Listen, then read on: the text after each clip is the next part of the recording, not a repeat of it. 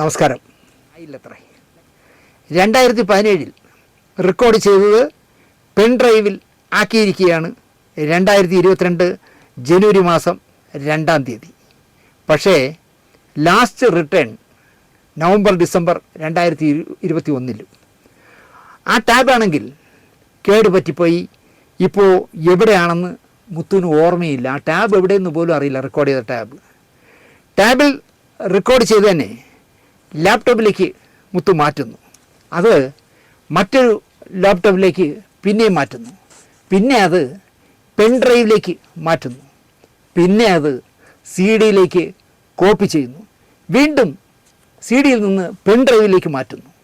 ഊപ്പാട് വന്ന് കാണും ഈ ടാബുകൾക്കെന്നാണ് എനിക്ക് തോന്നുന്നത്. മുത്തു ശരിക്കും ജോലി ചെയ്തിട്ടുണ്ട്. കാരണം കട്ട് ചെയ്ത് ഈ കഥകൾ മാറ്റാൻ വേണ്ടി എന്തെല്ലാം തരത്തിൽ മാറ്റി നിങ്ങൾ ആലോചിച്ച് നോക്കൂ.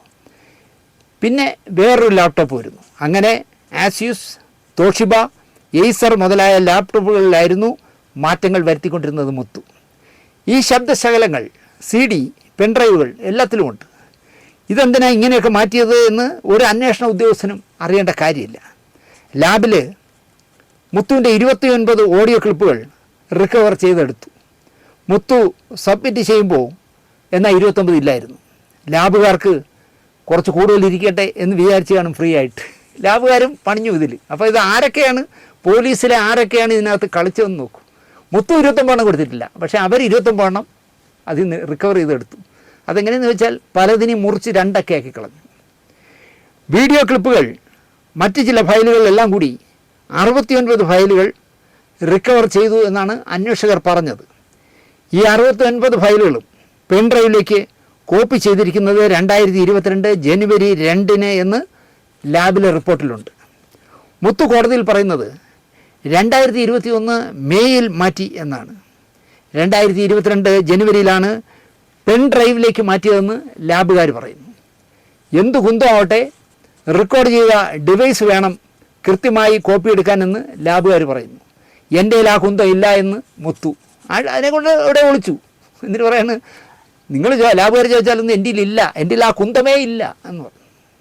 FSL റിപ്പോർട്ടിൽ മുത്തു പറഞ്ഞതൊന്നും ഇല്ല എന്ന് ബൈജു പൗലോസ് തന്നെ കോടതിയിൽ സമ്മതിക്കേണ്ടി വന്നു.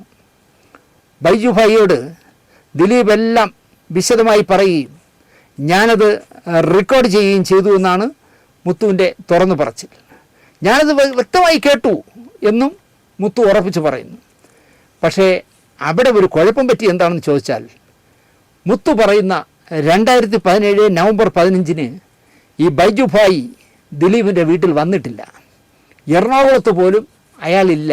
ടവറൊക്കെ പരിശോധിച്ചപ്പോഴാണ് അറിയുന്നത് അയാൾ എറണാകുളത്ത് പോലും ഇല്ല. പിന്നെ എല്ലാം ആലുവയിൽ. ബൈജു കോടതിയിൽ വന്നിരുന്നു. സാക്ഷിയായി 246-ാം സാക്ഷിയായിരുന്നു ബൈജു. ഈ പറഞ്ഞ നവംബർ 15 മകളുടെ ഒരു സർട്ടിഫിക്കറ്റ് വാങ്ങാൻ മകളുമായി ബൈജു കോട്ടയം MG യൂണിവേഴ്സിറ്റിയിലായിരുന്നു.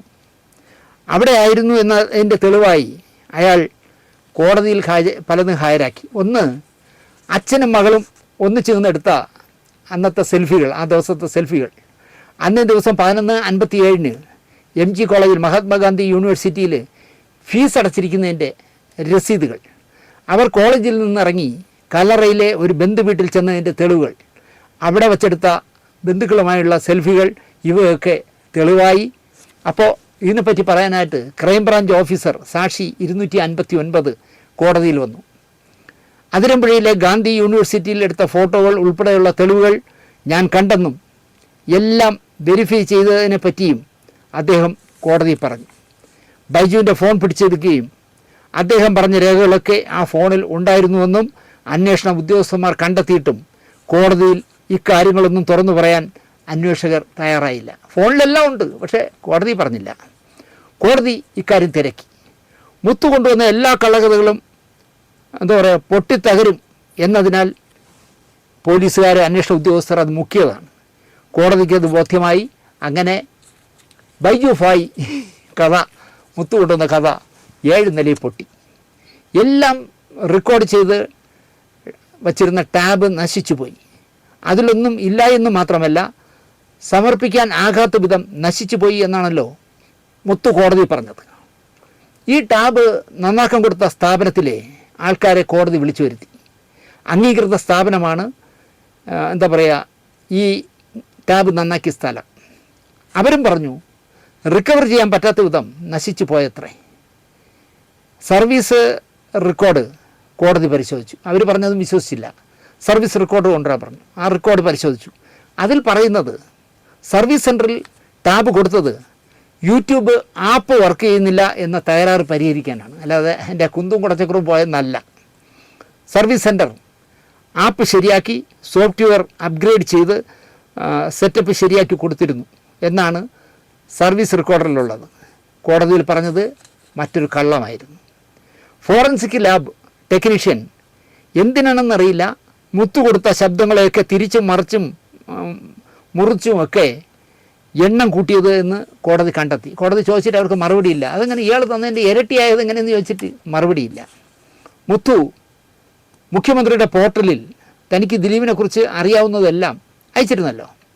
ഒരു DTP സെൻറ്ററിൽ പോയാണ് ഈ പരാതി മുത്തു തയ്യാറാക്കിയിരുന്നത്. പോകുമ്പോൾ ഭാര്യയും കൂടി അയാൾ കൂട്ടിയാണ് ചെന്നത്, ഈ DTP സെൻറ്ററിൽ ചെന്നത്. എന്നിട്ട് മുത്തു എവിടേക്കോ പോയി, ഭാര്യ അവിടെ ഏർപ്പാടാക്കിയിട്ട് തിരുത്തലുകളെല്ലാം നടത്തിയത് ഭാര്യയാണ്. സംശയങ്ങൾ വരുമ്പോൾ മുത്തുവിനെ വിളിച്ച് ചോദിക്കും. അങ്ങനെ തിരുത്തി പേജാക്കി മുഖ്യമന്ത്രിക്ക് അയച്ചു. ഈ DTP സെൻറ്ററിലെ ആളെ കോടതി വിളിച്ചു വരുത്തി കാര്യങ്ങളെല്ലാം ചോദിച്ചു. അവർക്കയച്ച തിരുത്തൽ വാട്സാപ്പ് മെസ്സേജുകൾ അവർ കോടതി കാണിച്ചു. എങ്ങനെ പരാതി തയ്യാറാക്കണമെന്ന് നിർദ്ദേശിക്കുന്ന മെസ്സേജുകളെല്ലാം ആ ഫോണിലുണ്ടായിരുന്നു. ആ ഡ്രാഫ്റ്റുകൾ അയച്ചു കൊടുത്ത നമ്പർ, ബുദ്ധിയുള്ളൊരു ജഡ്ജിക്ക് അതൊക്കെ ചെയ്യാൻ പറ്റും. ആ നമ്പർ കോടതി പരിശോധിച്ചു. അപ്പോഴാണ് കോടതി അറിയുന്നത് അത് മുത്തുവിൻ്റെ ഫോണല്ല, അത് ഒരു സിവിൽ പോലീസ് ഓഫീസറുടെ ഫോണാണ്. ഒരു സിവിൽ പോലീസ് ഓഫീസറുടെ ഫോൺ. അതിൽ നിന്നാണ് മുത്തുവിൻ്റെ ഭാര്യയ്ക്ക് അങ്ങനെ എഴുത്, ഇങ്ങനെ എഴുത്, അത് വെട്ട്, ഇത് വെട്ട് എന്നൊക്കെ നിർദ്ദേശം കൊടുത്തിരിക്കുന്നത്. മുഖ്യമന്ത്രിക്ക് ദിലീപിൻ്റെ കള്ളക്കളികളെപ്പറ്റി തയ്യാറാക്കി അയച്ച പരാതി ഒരു സിവിൽ പോലീസുകാരൻ്റെ ഫോണിൽ നിന്നാണ് എന്ന് പറയുമ്പോൾ ഗുരുതരമായ ആരോപണമാണ്. പോലീസ് വകുപ്പ് കൈവശമുള്ള മുഖ്യന് ഏതെങ്കിലും രഹസ്യാന്വേഷണ വകുപ്പ് ഉദ്യോഗസ്ഥൻ ഈ വിവരം കൈമാറിയിരിക്കും എന്നാണ് ഉറപ്പ്. ഈ പോലീസുകാരൻ്റെ നമ്പർ മാത്രം മതി CBI വരികയാണെങ്കിൽ ഈ കേസ് പൊളിച്ചടുക്കാൻ. കോടതി തന്നെ 1711 പേജിൽ ഒരിടത്ത് പറയുന്നു, ഒരു മുതിർന്ന പോലീസ് ഓഫീസർ പറയാതെ ഒരു സിവിൽ പോലീസ് ഓഫീസർ ഇത്തരം സാഹസം നടത്തില്ല. മുതിർന്ന പോലീസ് ഓഫീസർ ആരെന്ന് ഞാൻ പറയണ്ടല്ലോ. എന്തായാലും പുരുഷലിംഗമല്ല, സ്ത്രീലിംഗം തന്നെ ആയിരിക്കും. അങ്ങനെ ഒരു വലിയ ADGP ഒക്കെ പോലുള്ള ഒരാൾ പറയാതെ ഒരു സിവിൽ പോലീസ് ഓഫീസർ ഇത്തരം തിരിമറികൾ നടത്തില്ല എന്നാണ് കോടതി ഹണിയം വർഗീസ് കുറിച്ചിരിക്കുന്നത്. ഒരുവനെ കൊടുക്കാനായി അന്വേഷണ സംഘം വ്യാജമായ തെളിവുകൾ കൊണ്ടുവന്ന് കോടതിയിൽ നിൽക്കാത്ത സ്വീകരിക്കാത്തവ കൊണ്ടുവന്ന് കളിച്ചു. പുറത്തിറക്കി. എല്ലാ തെളിവുകളും ഞങ്ങൾ നൽകിയിട്ടും കോടതി അതൊന്നും സ്വീകരിച്ചില്ല എന്നും കോടതി മൊത്തം കളിക്കുകയായിരുന്നു എന്നൊക്കെ വാചകമടിക്കുന്ന ഈ കാതി കമ്മലിടാത്ത വക്കീലടക്കം. ഓർക്കേണ്ടത് കോടതിയെ നിങ്ങൾ പറ്റിക്കുകയായിരുന്നു. കാരണം കോടതിയിൽ നിന്ന് പുറത്തിറങ്ങിയിട്ട് ക്യാമറയുടെ ഫ്രണ്ടിൽ വന്ന അപ്പം അടിക്കുന്ന ഇങ്ങനെയാണല്ലോ. ഞങ്ങൾ പറയുന്നതൊന്നും കോടതി മുഖവിലേക്ക് എടുക്കുന്നില്ല എന്നാണല്ലോ പറയുന്നത്. മുത്തു കൊണ്ടുവന്ന ഒരു കാര്യം പോലും കോടതി സ്വീകരിക്കാത്തത് അതിൽ വ്യാജമായിരുന്നു മുഴച്ചു നിന്നത് എന്നതിനാലാണ് എന്നൊക്കെയാണ് മുത്തുവിൻ്റേതായി കോടതി നൽകിയ വിലയിരുത്തൽ. അവയിൽ യാഥാർത്ഥ്യബോധമുള്ള വല്ലതും ഉണ്ടായിരുന്നോ? എന്തേലും രേഖകൾ കൊടുക്കാനായോ? മുത്തു പറഞ്ഞവർ കോടതിയിൽ ഊർന്നു വീഴുന്നത് എന്തുകൊണ്ട്? ഇതൊന്നും അന്വേഷിക്കാതെയാണ് ഹണിയം വർഗീസ് ഞങ്ങൾ കൊടുത്ത ഒന്നും എടുത്തില്ല എന്ന് ഈ കാതി കമ്മലിടാത്തവളടക്കം ഗീർവാണം അടിക്കുന്നത്. കോടതിക്ക് ചാനൽ ചർച്ചാ ജഡ്ജിമാരുടെ പൊട്ടത്തരങ്ങളല്ല വേണ്ടത്. ഒരേ ഒരെണ്ണം തെളിവായി ഹാജരാക്കിയാൽ മതിയായിരുന്നു. പക്ഷേ അവരുടെ കൈവശം ഒരു തെളിവുമില്ല. അപ്പോൾ കോടതിക്ക് ഇങ്ങനെയല്ലേ പറയാനാകൂ എന്ന കോമൺ സെൻസ് പോലും ഇല്ലാതെ കോടതിയെ തെറി വിളിക്കുന്ന കാലമാണിപ്പോൾ. ദിലീപിനെ പുറത്തു വിട്ടിട്ട് 1 മാസമാകാൻ പോകുന്നു. അപ്പോഴും പറയുന്നത്, ഇവിടെ ശബ്ദം പണയം വയ്ക്കുന്ന സ്ത്രീ അടക്കം പറയുന്നത് 4 വർഷം മുമ്പേ എഴുതി വെച്ചതല്ലേ ദിലീപിനെ വെറുതെ ഇവിടെ ഒന്നും ആർക്കാറിനിടാത്തത്.